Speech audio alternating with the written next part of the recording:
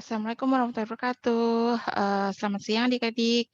Hari ini kita akan membahas tentang metode harga pokok pesanan untuk mata kuliah akuntansi biaya. Baik, saya akan share screen dulu.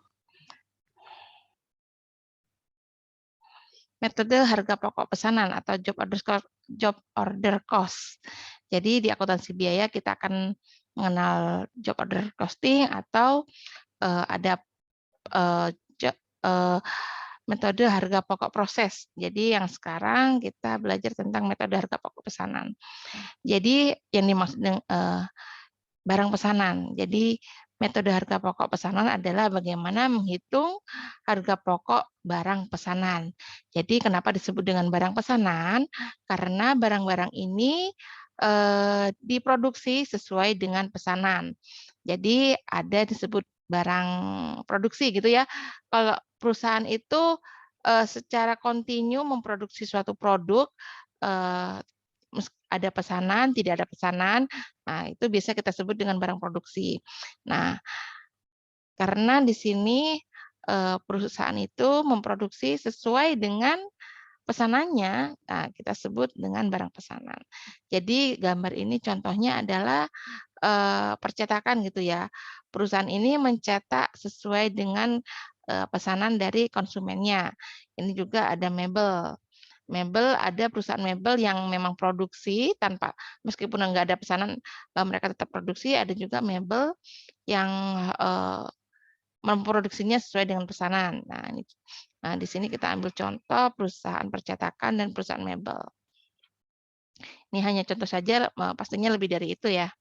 Jadi untuk metode harga pokok pesanan di sini, kita akan mempelajari pengertian dari metode harga pokok pesanan, siklus akuntansi biaya dalam perusahaan manufaktur, karakteristik metode harga pokok pesanan, manfaat informasi dari harga pokok produksi per pesanan, kartu harga pokok, dan jurnal-jurnal yang diperlukan dalam penentuan harga pokok pesanan.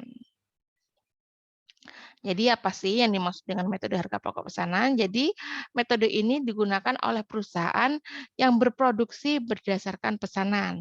Jadi dalam metode ini biaya-biaya produksi dikumpulkan untuk pesanan tertentu dan harga pokok produksi per satuan dihitung dengan cara membagi total biaya produksi untuk pesanan tersebut dengan jumlah satuan produk dalam pesanan yang bersangkutan. Jadi adik-adik masih ingat ya yang dimaksud dengan biaya produksi apa? Jadi biaya produksi ada 3 elemen biaya di dalamnya yaitu biaya bahan baku, biaya tenaga kerja langsung, dan biaya overhead pabrik gitu. Jadi semoga adik-adik masih ingat nih bagaimana mengidentifikasi kapan itu disebut dengan biaya overhead atau bukan seperti itu. Untuk siklus akuntansi biaya dalam perusahaan manufaktur, diawali dengan pembelian bahan baku. Nah, pembelian bahan baku, jika ketika kita membeli bahan baku, ada sebagian yang kita simpan atau langsung digunakan seluruhnya, maka di sini masuk ke dalam pengolahan bahan baku menjadi produk jadi. Nah, setelah diolah dan menjadi produk jadi, maka barang tersebut disimpan dalam penyimpanan produk jadi di dalam gudang. Untuk penentuan harga pokok bahan baku yang dibeli di sini, kita mengumpulkan biaya produksinya. Di antaranya ada biaya tenaga kerja langsung, kita juga menentukan harga pokok bahan baku yang dipakai. Jadi kan kalau kita beli bahan baku ada yang dipakai, ada yang tidak. Dan kita mengidentifikasi juga biaya overhead pabriknya. Nah, setelah biaya produksi terkumpul, baru kita menentukan harga pokok produk tersebut.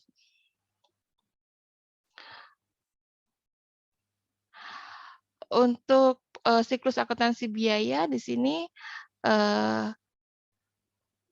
ada 3 elemen biaya produksi ya, seperti yang tadi saya bilang ada bahan baku, tenaga kerja, dan biaya overhead pabrik. Nah, di sini masuk dalam proses produksi. Setelah masuk dalam proses produksi, jika sudah selesai maka masuk dalam produk jadi dan dijual. Jadi ketika kita membeli bahan baku, maka di sini kas kas kita keluar dan masuk ke dalam bahan baku. Ketika kita membayar tenaga kerja langsung, kas kita keluar dan masuk dalam biaya tenaga kerja langsung. Begitu juga dengan overhead pabrik.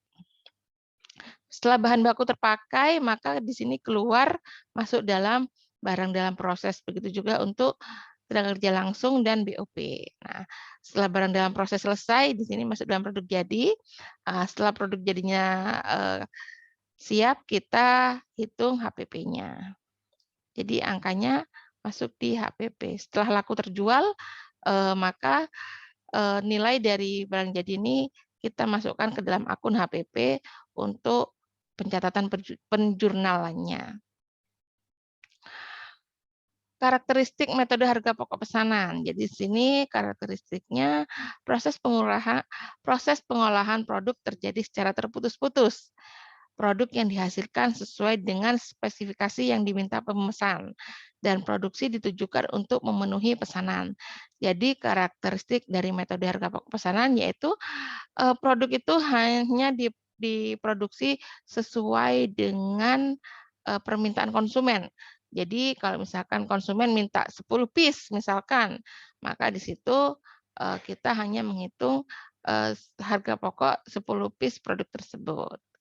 Kayak gitu. Jadi pengolahannya terputus-putus sesuai dengan permintaan konsumen, bisa terus-menerus ketika permintaan konsumen juga terus-menerus. Jadi intinya sesuai dengan pesanan, permintaan konsumen. Kartu harga pokok di sini atau job order cost sheet merupakan catatan yang penting dalam metode harga pokok pesanan. Kartu ini berfungsi sebagai rekening pembantu yang digunakan untuk mengumpulkan biaya produksi tiap pesanan produk. Biaya produksi untuk mengerjakan pesanan dicatat secara terperinci. Jadi biaya produksi langsung dicatat dalam kartu harga pokok pesanan, sedangkan untuk biaya produksi tidak langsung dicatat menggunakan tarif tertentu. Ini contoh bentukannya kartu harga pokok pesanan. Ini hanya contoh ya. Bentuknya sesuai dengan kebutuhan kita. Jadi bisa seperti ini, bisa seperti ini. Itu yang menentukan adalah manajemen. Manfaat informasi dari harga pokok produksi perpesanan di sini membantu manajemen untuk menentukan harga jual, untuk mempertimbangkan apakah kita menerima atau menolak pemesanan tersebut, dan juga untuk memantau realisasi biaya produksi, dan juga untuk memprediksi perhitungan laba rugi tiap pesanan. Jadi kalau misalkan rugi, otomatis kita tidak akan menerima pesanan tersebut. Selain itu juga untuk menentukan harga pokok persediaan produk jadi dan produk dalam proses yang disajikan dalam neraca.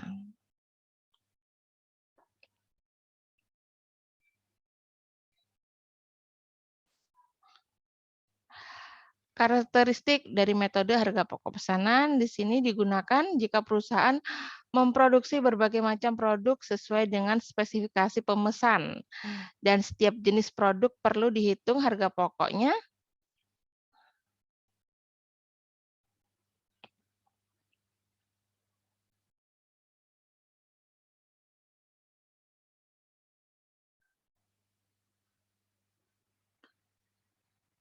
secara individual. Jadi untuk biaya produksi harus digolongkan berdasarkan hubungannya dengan produk.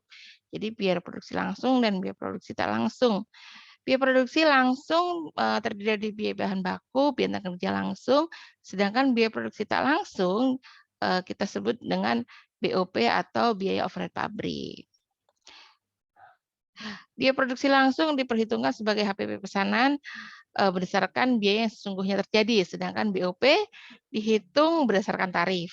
Untuk HPP per unit dihitung pada saat pesanan selesai diproduksi. Untuk jurnal-jurnal yang biasa diperlukan, ini contohnya, ketika pembelian bahan baku, kita mencatat persediaan bahan baku dan mengkredit utang atau kas. Apakah pembelian itu kredit atau tunai? Jadi kalau kredit utang dagang, kalau Kalau kredit utang dagang, kalau tunai cash. Untuk pembelian bahan penolong, kita mendebit persediaan bahan penolong dan kredit utang dagang. Untuk pemakaian bahan baku, kita mendebit barang dalam proses, biaya bahan baku, dan mengkredit persediaan bahan baku. Untuk pemakaian bahan penolong, kita mendebit BOP sesungguhnya dan mengkredit persediaan bahan penolong. Kenapa masuk dalam BOP sesungguhnya? Karena di sini bahan penolong ya, bahan penolong masuk dalam overhead. Untuk biaya tenaga kerja yang terutang, maka kita mendebit gaji dan upah dan mengkredit utang gaji.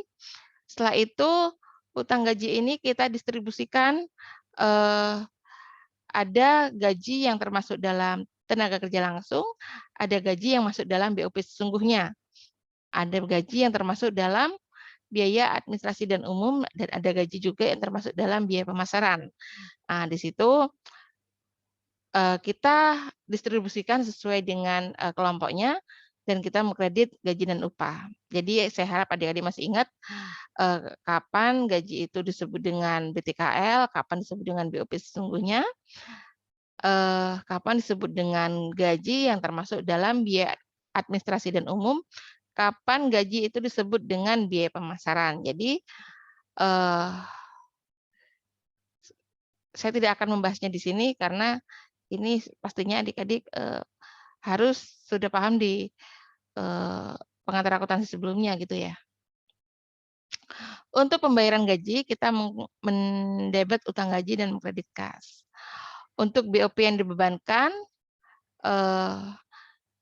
kita mendebit BDP BOP dan mengkredit BOP yang dibebankan. Sedangkan untuk BOP yang sesungguhnya, kita mendebit BOP yang sesungguhnya dan mengkredit macam-macam rekening yang dikredit. Untuk penutup BOP yang dibebankan, untuk menutup BOP yang dibebankan, kita mendebit BOP yang dibebankan, kredit BOP sesungguhnya, dan selisih BOP kita catat dengan mendebit selisih kurang BOP sebelah debit. Kalau selisih lebih, maka di sebelah kredit dan mengkredit BOP sesungguhnya. Untuk mencatat harga pokok produk jadi, kita mencatat persediaan produk jadi di debit dan mengkredit BDP, biaya produksi. Jadi ada bahan baku, tenaga kerja langsung, dan overhead.